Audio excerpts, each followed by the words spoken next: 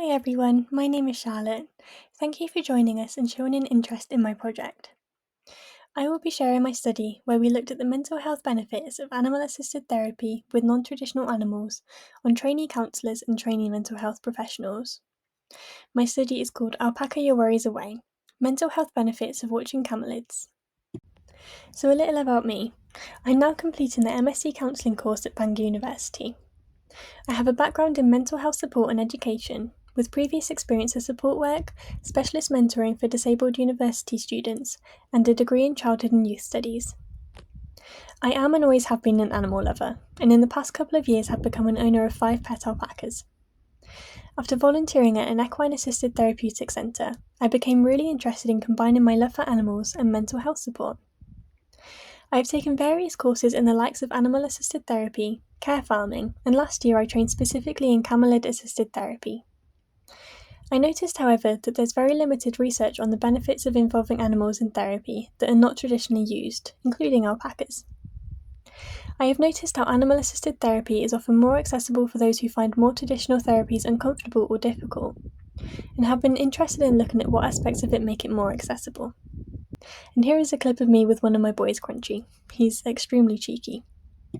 In this presentation, I will share some background literature and what research is already out there prior to our study. We will then go over how this study was conducted and what results were gained. After this, we will look at how our results compare to previous studies and what this means for future research and practice. As mentioned, this study was created due to personal experience of owning animals that are not traditionally used in therapy.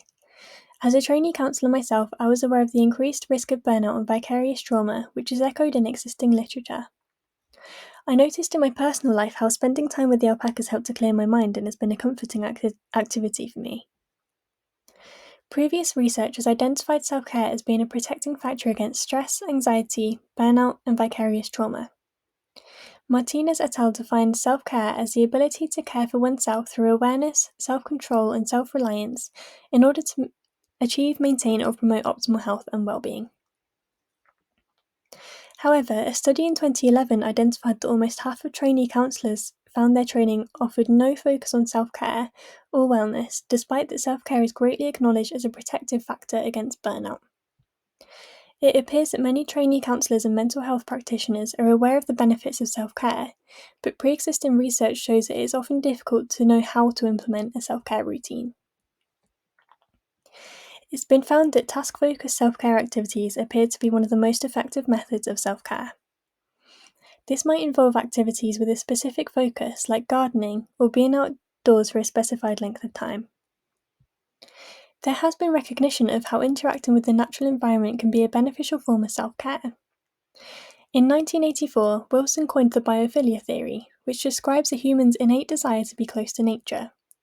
The way we connect with and have an awareness of other living things is thought to be the reason for the calming and relaxing effects that nature has on us. Again in 1984, Ulrich delved deeper into this and found that surgical patients who recovered in a room with a window looking out into a natural environment actually had faster recovery rates than patients who were looking at a view of a brick wall, suggesting that we don't even need to be fully immersed in the natural environment to see the benefits, but just looking at a natural environment out of a window can generate a positive response. The biophilia theory and Ulrich's study are well known within the field of animal-assisted interventions and animal-assisted therapy, and have informed how these are practiced. Research shows that there has been an uptake of animal-assisted interventions for mental health. As researchers, we noticed that therapy dogs and horses appear to be much more extensively researched than any other animals included in therapeutic interventions. Yet there seems to be a rise in advertising all kinds of animals in animal-assisted therapy.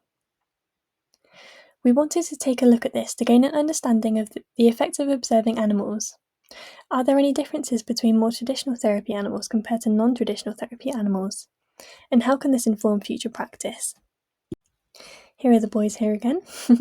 This study has 2 hypotheses. The first being that watching a 5-minute video of either horses, alpacas, or a natural environment without the presence of animals will decrease overall anxiety in trainee counsellors and trainee mental health practitioners. The second hypothesis is that alpacas will generate similar or greater effects to watching a video of more conventional therapy animals, such as equines, or a natural space without the presence of animals. So how did we test these? We had an opportunity sample of 84 participants.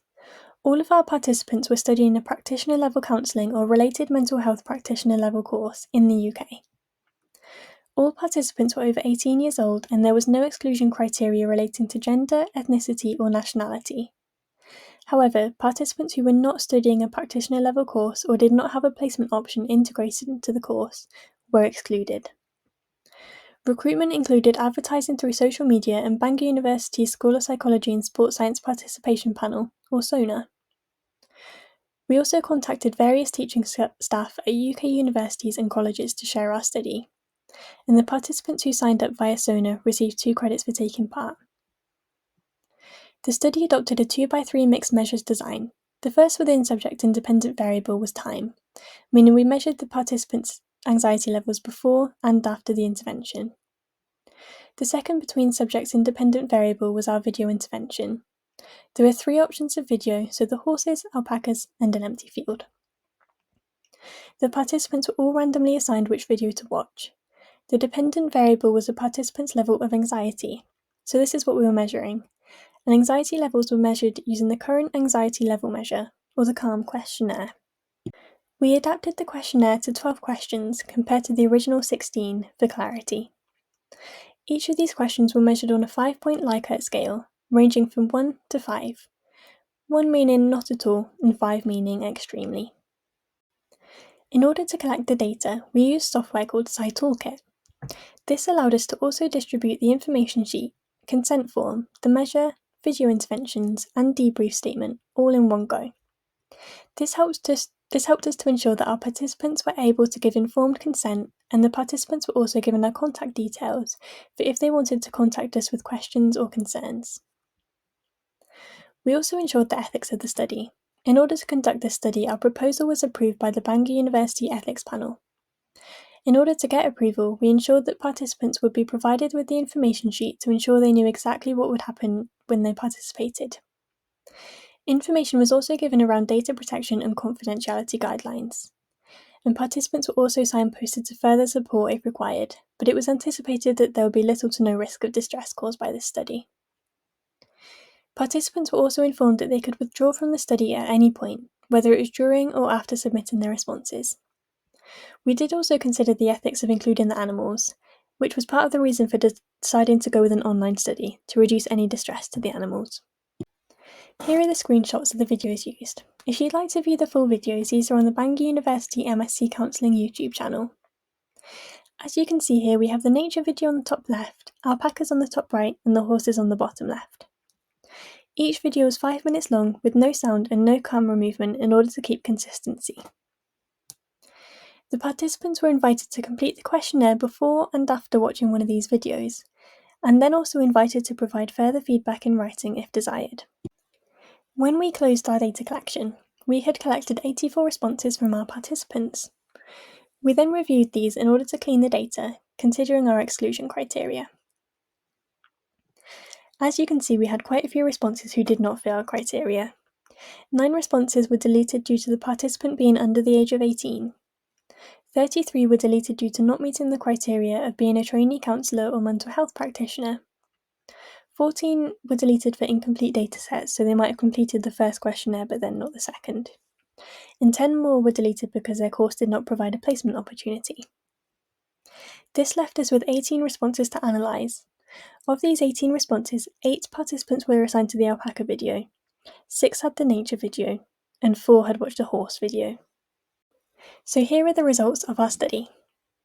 Along the bottom are the type of video that the participant watched, so we have alpacas, nature, equine, followed by the total scores. And along the side are the mean scores from before and after watching the video. The darker green bars represent pre-intervention scores on the CALM measure, and the lighter green are the post-intervention scores. As you can see, overall the scores decreased, with the participants who watched a video with horses experiencing the biggest decrease in anxiety. This first of all disproves our hypothesis that alpacas would generate similar or greater effects in more traditional therapy animals. Looking a little closer, we can see, however, that the participants assigned with the video with the horses had much higher anxiety levels before watching the video compared to any other group. We have no explanation of this, but we also reflect back on the differences in the group size and how this may affect the average scores pre- and post-intervention. We can also see that the group with the lowest post-intervention scores were the nature video group. However, they did also start out with the lowest pre-intervention scores too.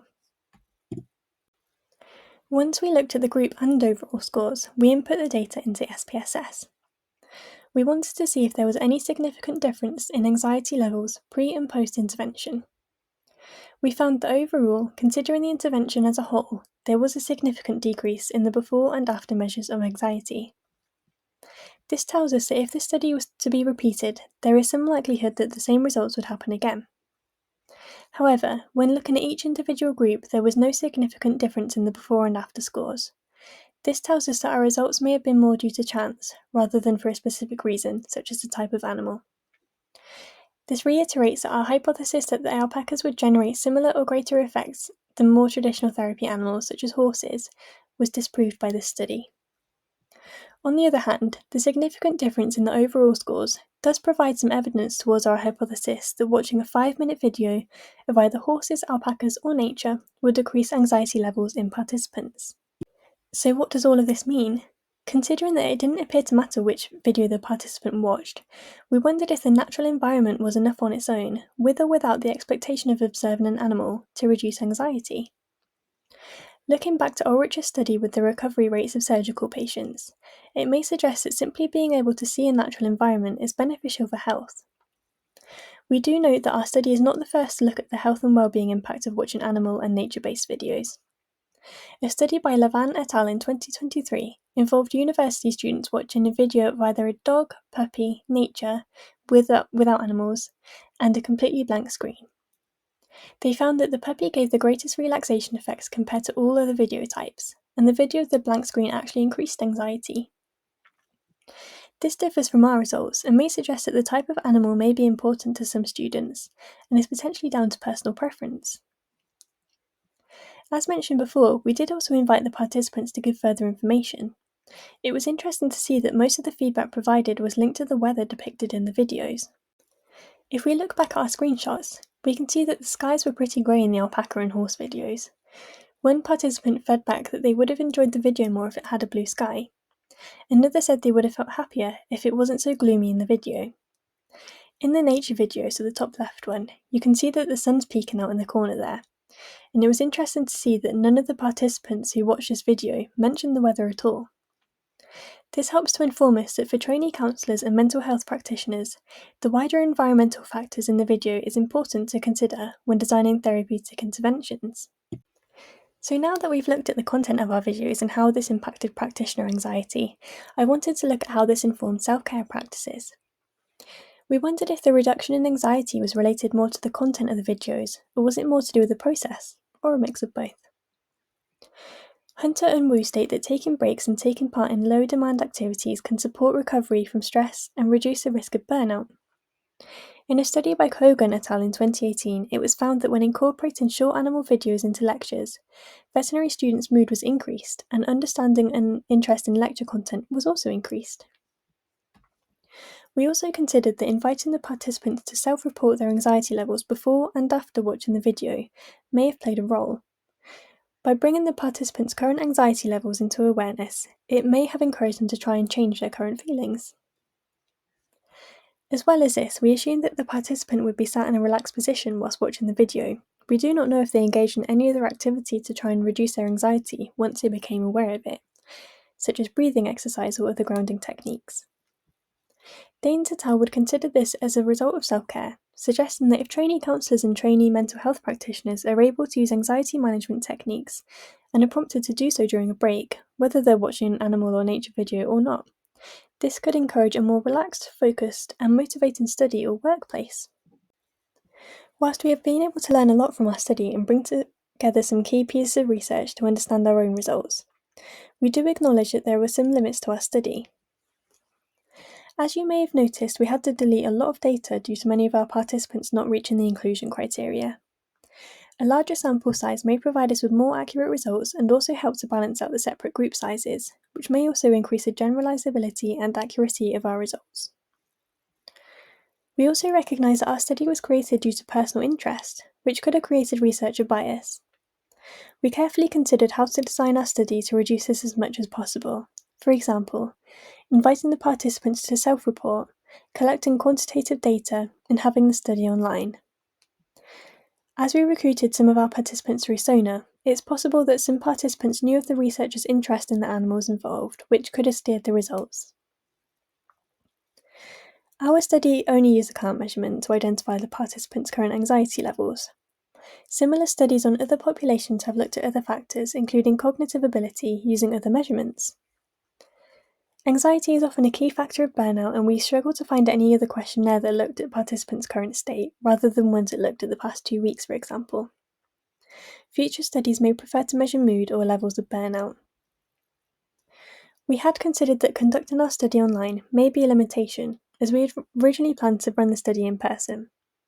However, our results led us to a discussion around the accessibility of self-care and opens up windows for making self-care on training courses more accessible. The concept of watching animal or nature-based videos is not new. How many people watching this presentation have stopped scrolling to watch a cat video or taken to YouTube or TikTok to intentionally find animal videos? You're not alone, and this suggests that watching videos online is something we do if we perhaps aren't able to get out and interact with animals in person. Our study found that there was an overall reduction in anxiety levels post-intervention, regardless of which video was watched, but there was no specific animal video that impacted more on anxiety levels. Through our results and other research, we suggest that various factors, including the type of animal, environmental elements, and engaging with low-demand activities, may contribute to the observed decrease in anxiety. Integrating self-care activities such as short breaks and watching animal and nature videos into training programs may enhance their ability to manage stress and prevent burnout. Furthermore, we aim to address misconceptions perpetuated by the media regarding the efficacy of animal-assisted interventions. Whilst the findings of the study may humble exaggerated claims, they also highlight the need for further research. This may allow a more informed approach to how animal-assisted interventions are perceived and advertised to the public. Overall, we believe that our study contributes well to the growing body of literature on animal-assisted therapy and self-care practices for trainee counsellors and mental health practitioners. Thank you so much for listening to my presentation. The references for this presentation are on the following slides. Please feel free to ask any questions.